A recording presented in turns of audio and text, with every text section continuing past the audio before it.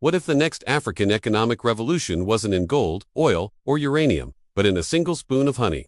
This is the story of how Burkina Faso, a landlocked nation with almost no industrial power, suddenly found itself at the center of a global fight for purity, profit, and pride. Let me tell you a story that starts with something so simple, most people completely underestimated it. Honey, not gold, not oil, not uranium, honey. But this one decision is now reshaping an entire nation in the heart of the Sahel. When President Ibrahim Traoré first pushed a nationwide beekeeping program, people laughed. They called it small. They called it slow. Some even said it was a distraction from bigger issues. But the numbers and the vision told a very different story. The government planned to install more than 50,000 hives across the country, set up a modern filtering and processing center, and focus on creating one of the cleanest, purest honey exports in the entire world. Almost immediately, something incredible started to happen. Rural families who were surviving on almost nothing saw a new path forward. Incomes rose. Jobs appeared where there were none before. And for once, this new opportunity wasn't coming from a foreign company extracting resources. It was theirs. It was grown on their land, by their hands. But you already know how the world works. Whenever an African nation starts to succeed on its own terms, pressure follows. And that pressure came fast.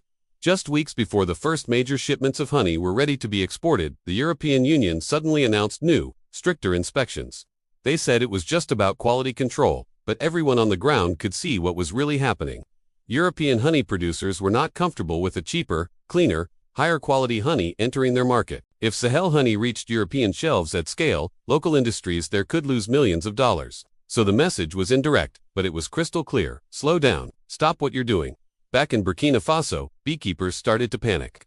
Many had taken out small loans to buy equipment, believing in the government's promise. Some thought their entire harvest, their entire year of work, would go to waste. And all eyes turned to the presidency, waiting for a response. Traore responded calmly, almost too calmly, when he said, "If they doubt our purity, we'll prove it. If they doubt our sovereignty, we'll defend it." He didn't just talk, he acted. Independent labs across Africa were called in to help. Ghana, South Africa, Ivory Coast. They all stepped up. They tested the honey, batch by batch, and the results were simple, undeniable, and powerful. Zero contamination. Zero pesticides, 100% clean. The EU's attempt to create a barrier accidentally created a buzz. The story of the standoff spread. In countries like Germany and the Netherlands, consumers started asking for Sahel honey before it had even reached the shelves. What was meant to stop Burkina Faso ended up becoming the best free advertising it could have ever asked for. The world was now curious about this pure, defiant honey. But just when the momentum felt unstoppable, a new crisis hit. This time from inside the country. Beekeepers in two different regions reported something terrifying. Their bees were disappearing. Entire colonies were collapsing overnight. Some people blamed the extreme heat of the Sahel. Others whispered about sabotage from rivals. But once again, lab tests revealed the truth. Toxic smoke was drifting from a nearby illegal gold mining site, poisoning the air and killing the hives. This was a disaster in the making. If even a trace of this contamination reached the export supply chain, the entire project would collapse. Europe would have the perfect excuse to shut the door permanently, and the dream of an economic revolution built on honey would be over. Traore didn't hesitate. He shut down the illegal mine within 48 hours. There were no negotiations. There were no excuses. The mining equipment was seized. The workers were removed. And an emergency bee protection fund was immediately created to help stabilize the affected beekeeping families, ensuring they wouldn't lose everything. International health authorities later confirmed the best-case scenario. Thanks to the swift action, no contaminated honey had reached the main supply chain. Instead of a scandal, Burkina Faso gained a new level of respect on the world stage. A small nation had acted faster and cleaner to protect its environment and its industry than many wealthier countries ever do.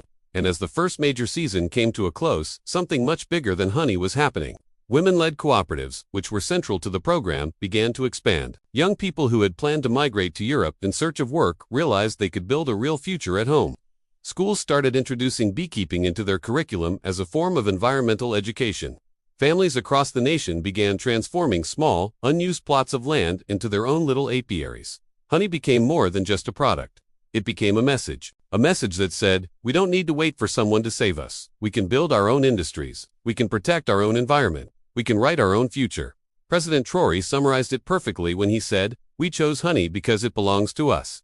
And he was right. It belongs to the land. It belongs to the people. And it belongs to the future that they are fighting so hard to build for themselves. This project showed the world something powerful. Sovereignty doesn't always come from military force or political speeches. Sometimes, true sovereignty comes from ownership. It comes from protecting what is yours.